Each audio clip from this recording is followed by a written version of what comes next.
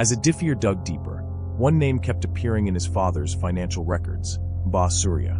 Who was he? What truly happened to his family? And most importantly, who was the real sacrifice? That night, heavy rain poured down, drenching the roof of the Wijaya family's house, which now felt colder and more desolate than ever. Lightning flashed, illuminating the room for a brief moment before plunging it back into darkness. After the sudden death of his father, Aditya and his mother, Ratna, had to face a harsh reality. They were no longer rich. The once thriving business had collapsed, their bank accounts were empty, and employees disappeared one by one, like ghosts vanishing at dawn. Aditya, who had just finished his studies abroad, was confused and angry. His father had always been known as a successful businessman, a man who seemed to lack nothing. How could everything fall apart so suddenly? As he tried to make sense of the situation, Aditya found himself standing before his father's study, a room he had rarely entered. Carefully, he pushed open the door, which creaked softly.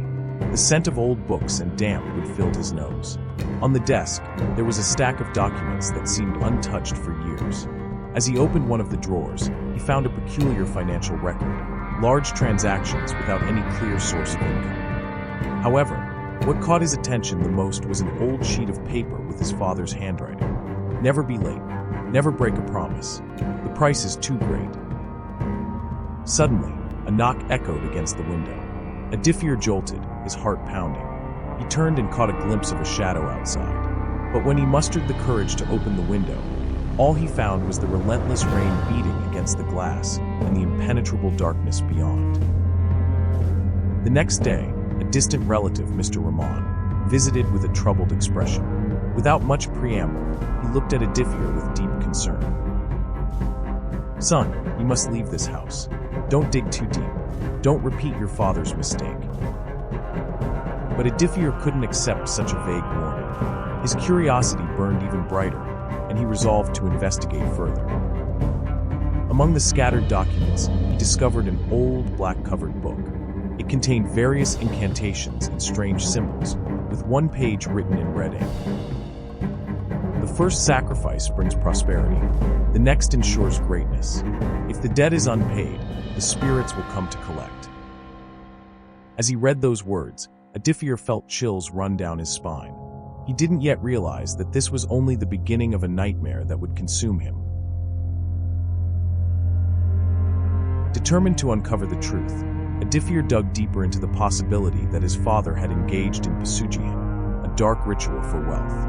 Every clue led to one name that appeared repeatedly in the records: Mbah Surya.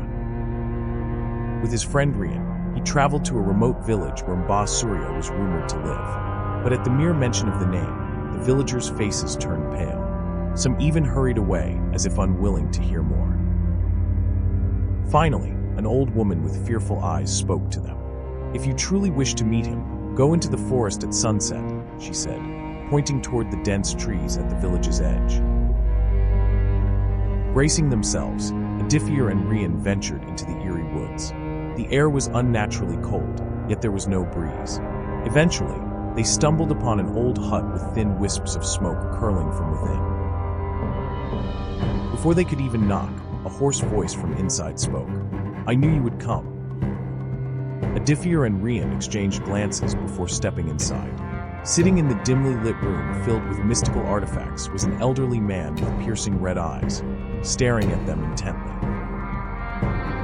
"Your father made a promise," Mbah Surya said with a thin smile that sent shivers down Aditya's spine. "Now, it's your turn to fulfill it." Mbah Surya then revealed everything. The Wijaya family's wealth came from a pact with Mbah Surya, a supernatural entity that demanded human sacrifices in return. If the sacrifices were not given on time, the family would lose everything, and their lives would be taken one by one. "And now, the time is almost up," Mbah Surya whispered. "It is time for you to offer the next sacrifice." Aditya felt his blood run cold. He couldn't believe his father had done something so monstrous. Enraged, he stormed out of the hut. But before he left, Mbah Surya muttered one last warning. "Tonight, you will hear whispers calling your name. Do not answer them." Aditya dismissed it as superstition. But that night, as he lay in bed, something stirred him awake. A soft whisper brushed against his ear. Aditya, it is time. His eyes shot open, and a chilling presence filled the room. He held his breath, trying to ignore it. But the whisper continued, closer, more insistent. And then, it turned into a quiet, menacing laughter. Aditya could no longer ignore the warnings. He needed answers. He and Rian returned to the village once more, determined to confront Mbah Surya. The old shaman was already waiting outside his hut, as if he had foreseen their return. "I have been expecting you," he said darkly. "You wish to know the truth. Very well, I will tell you." Aditya nodded. "I want to know who the real sacrifice was." Mbah Surya took a deep breath before speaking. "Before you were born, your parents adopted a baby girl after offering their firstborn as a sacrifice. That child's name was Wijaya." Aditya froze. "No, that's not possible. Your father made Sinta the offering instead of you.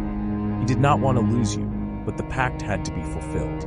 The second sacrifice was accepted, but it only bought time before the true debt had to be paid," Mbah Surya explained. Aditya recalled his father's ominous note. The first sacrifice had been his biological sibling, but the second was supposed to be him. By failing to fulfill the agreement, his family had to pay the ultimate price. First, his father's death. Then, the loss of all their wealth. Meanwhile, back at the house, Sinta's spirit had grown stronger. That night, the soft cries turned into blood-curdling screams. When Aditya finally arrived home, he found his mother lying lifeless in her bedroom, her face frozen in an expression of unimaginable terror. Sinta had finally claimed her revenge. Aditya abandoned the house forever, but as he took one last look before leaving, the whisper returned. "Never be late. Never break a promise. If the debt is unpaid, the spirits will come to collect."